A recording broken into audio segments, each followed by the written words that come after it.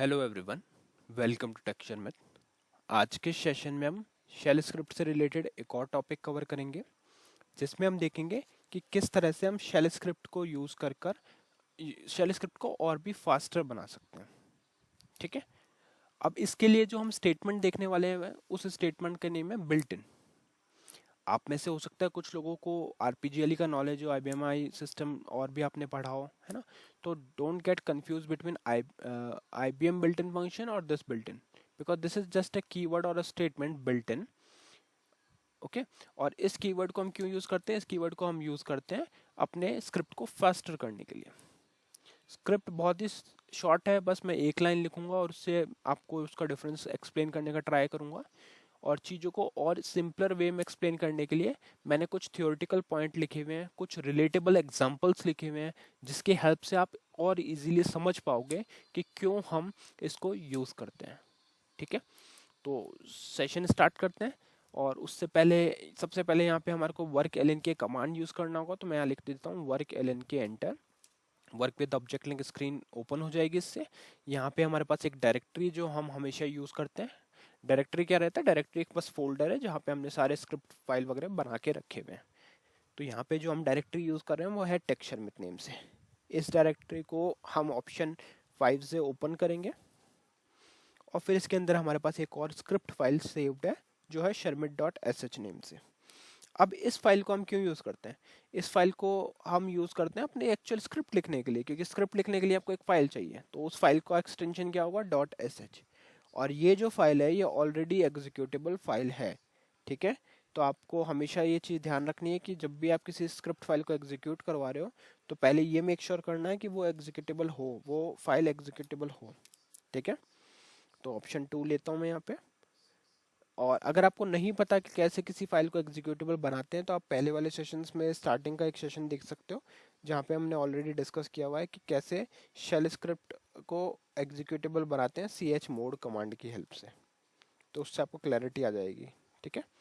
तो ठीक है, अभी यहाँ पे फोकस करते हैं। तो सबसे पहले तो हमने क्या लिखा हुआ है? मल्टीलाइन कमेंट्स लिखे हुए हैं, जिसमें हमने बस टॉपिक का नेम और प्रेजेंटर का नेम लिखा है। प्रेजेंटर नेम टेक्सचरमेट, सेशन का नेम हो गया बिल्ट इन शेल स्क्रिप्ट। ठीक है। ये चीज़ क्लियर हो गई। अब हम यहाँ से हमारा एक्चुअल कोड स्टार्ट करते हैं, क्योंकि तो ये जस्ट हमने एक टाइटल दे दिया है ना। अब हम यहाँ से हमारा एक्चुअल कोड लिखेंगे। एक्चुअल कोड करने के लिए आपको यहाँ पे लिखना है सबसे पहले बिल्ट इन, जो हमारा कीवर्ड है, स्पेस देना है, इको, और यहाँ पे टेक्स्ट आ जाएगा। टेक्स्ट में आ जाएगा आपका कुछ भी लिख सकते हो आप, जैसे हमने यहाँ पे नेम दे दिया टेक्सचर मैथ और क्लोज करते हैं।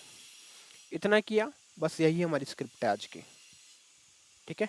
यहाँ से करेंगे F3 फॉर सेव, फिर से F3 फॉर एग्जिट। अब यहाँ लिखेंगे हम QSH और एंटर।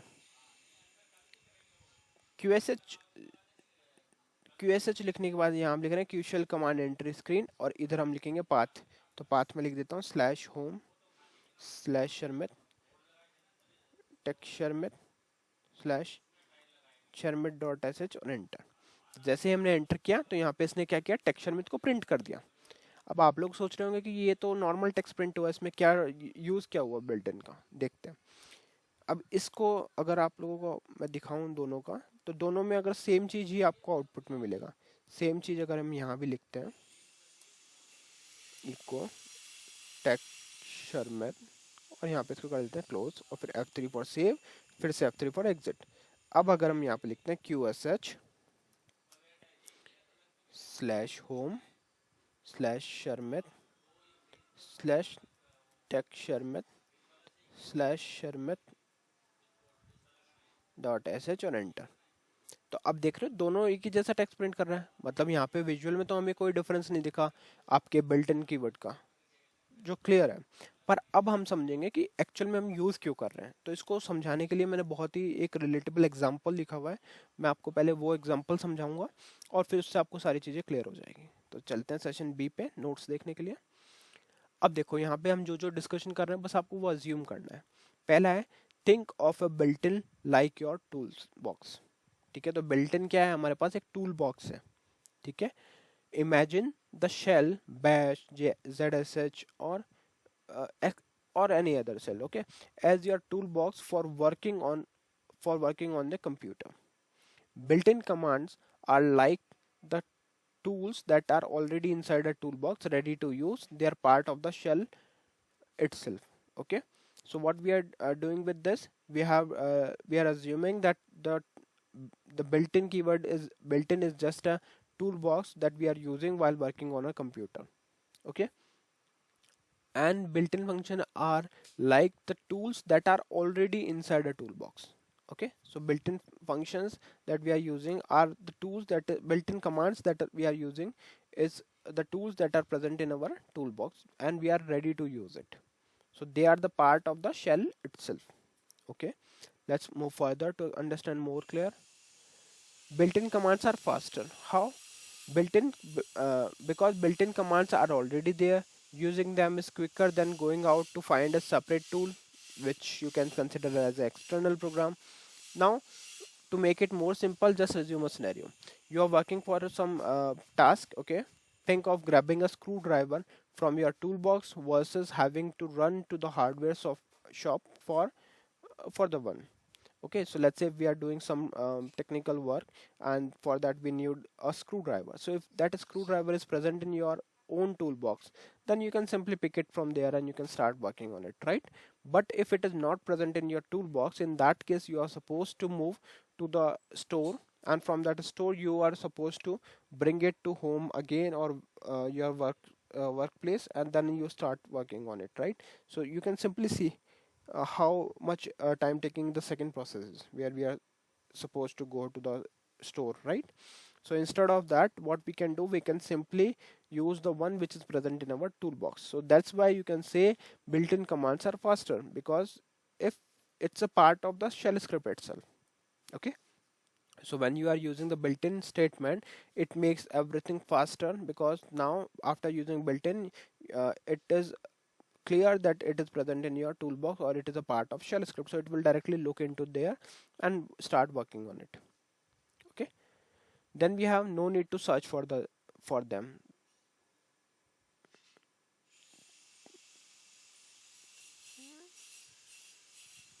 तो अब यहाँ पे क्या होता है, no need to search for them, उसमें क्या आता है, with a built in command you don't have to worry about what they are, where they are located on your computer.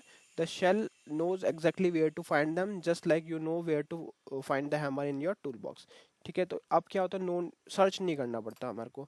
अगर हम इसको टूल बॉक्स से कंपेयर करें, तो सिस्टम जब भी कोई चीज़ को इम्प्लीमेंट करने के लिए देखता है, तो उसके पास वो शेल स्क्रिप्ट नहीं अवेलेबल है, वो शेल स्क्रिप्ट का ही पार्ट है.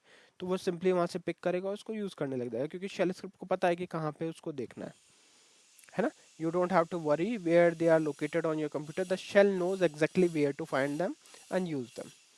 ठीक है, जैसे कि अगर हम कोई टूल बॉक्स की बात करें, कंपेयर करें उससे, तो हमें पता है कि हमारा हैमर जो है या स्क्रू ड्राइवर जो है वो हमारे टूल बॉक्स में, तो हम डायरेक्टली वहाँ से पिकअप करेंगे उसको और अपना काम कंटिन्यू करेंगे. फिर आता है avoid confusion with the similar names. कई बार क्या होता है कि सेम टाइप के नेम्स होते हैं प्रोग्राम्स के. There might be a program with the same name as built in command. Using built in front of command name make sure that you are using the one already in the shell tool box. Okay, तो कई बार क्या होता है, एक ही name से काफ़ी सारे programmes होते हैं, है ना. तो उस केस में अगर आप बिल्ट इन यूज़ करो तो शेल को क्लियर हो जाएगा कि आप वही यूज़ कर रहे हो जो आपके शेल का पार्ट है. ठीक है, तो इससे अवॉइड क्या होता है, कन्फ्यूजन अवॉइड हो जाता है. फिर हमारे पास आता है access the real built-in if hidden. If you create a function or alias with the same name as a built-in command, built-in helps you to get the original built-in tool instead of your custom one. ठीक है, it's like having the special key to unlock the real tool in your toolbox even if something is over covering it. तो ये सारे जो points हैं, वो चीज़ क्या clear कर रहे हैं, वो ये क्लियर कर रहे हैं कि किसी हम जब भी किसी बिल्ट इन कीवर्ड को यूज़ करते हैं किसी क्यूशल कमांड के साथ, तो वो उसको फास्टर कर देती है. सबसे सिंपल आपको समझने के लिए यही रहेगा कि वो उसको फास्टर कर देती है. ठीक है, तो इसका सिंपल सा मीनिंग यही है कि अगर आप कोई भी चीज़ को फास्टर, स्क्रिप्ट को फास्टर करना चाहते हो, तो आप वहाँ पे बिल्ट इन का यूज़ कर सकते हो. बिल्ट इन जब आप यूज़ करते हो तो वही चीज़ एक्सेस होती है जो शेल के पार्ट है. सबसे पहले उनको प्रेफरेंस दिया जाता है और उन्हीं को यूज़ किया जाता है. ठीक है। मे बी आप लोग अभी इस चीज़ को प्रोजेक्ट में कहीं यूज़ नहीं कर रहे होंगे, बट आने वाले टाइम पे आप इसको जब भी यूज़ करोगे तो आपको इन एग्जांपल्स की हेल्प से सारी चीज़ क्लियर होगी। तो मैं यही रिकमेंड करूँगा कि इनके आप नोट रेडी रखो, जिससे जब भी आपको ये यूज़ करना है तो वहाँ पे ये आप यूज़ कर सको। ठीक है, और इंटरव्यू में भी प्रिपरेशन के लिए ये यूज़ कर सकते हो। आई होप आज का सेशन आपको क्लियर हुआ होगा। नेक्स्ट सेशन में बाकी टॉपिक डिस्कस करेंगे। So thank you for watching टेक्शन में।